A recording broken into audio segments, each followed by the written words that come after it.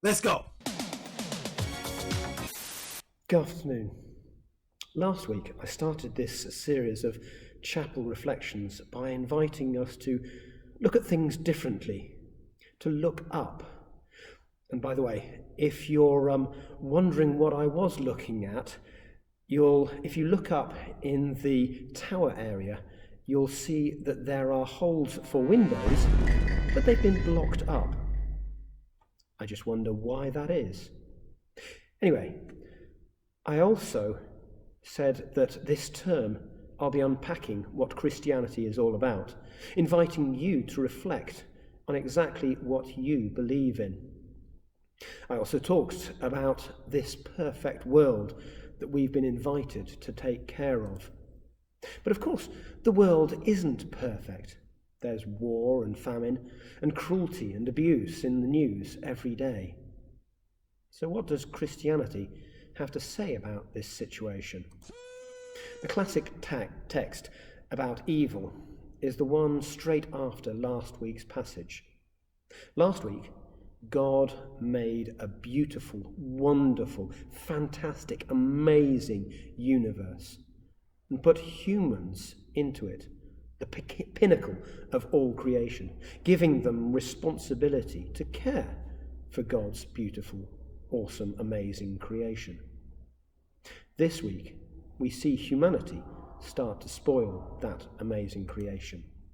The reading is Genesis chapter 3.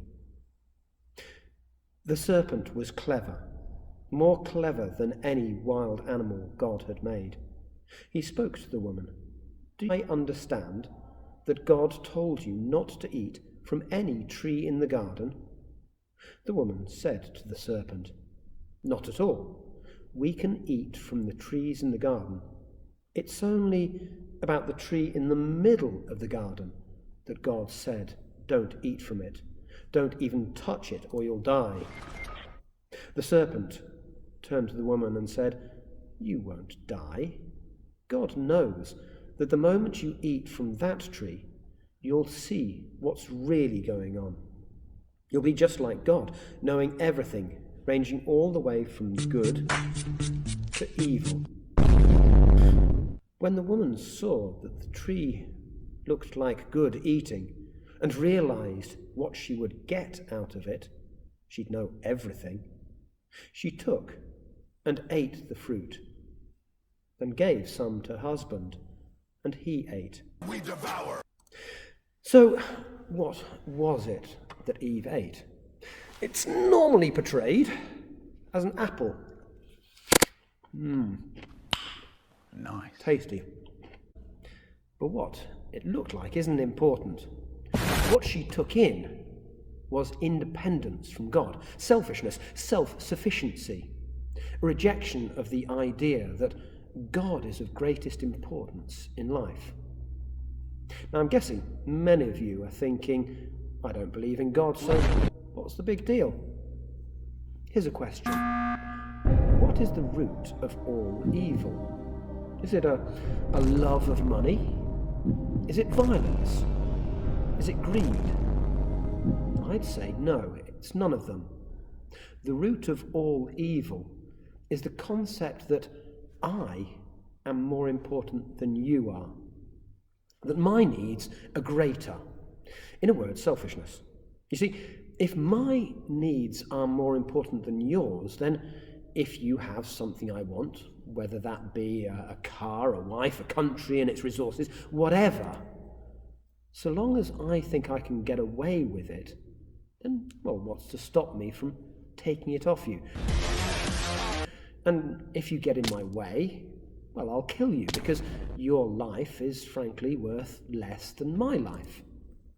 Selfishness, which starts in the playground of pre-prep with a child pushing the other to get their toy car, is on the same continuum of a dictator who invades another country or a racist who kills someone because of the colour of their skin. It starts with selfishness. The people we see as really evil, the rapists, the murderers, the thieves and dictators, are really no more evil than we are. They just think they can get away with it more, and having got away with it a few times, get deeper and deeper into their own selfishness. So here's where God comes in. God reminds us that we aren't the centre of any world. He is. The meaning at the heart of the story of Adam and Eve eating that fruit of good and evil is that we're all equal under God. That we all grasp that for that thing that looks good, self-sufficiency, and which in many ways is important for us to have, but which is a double-edged sword, leading us to selfishness and self-importance. Here then is the conundrum that Christianity seeks to unravel.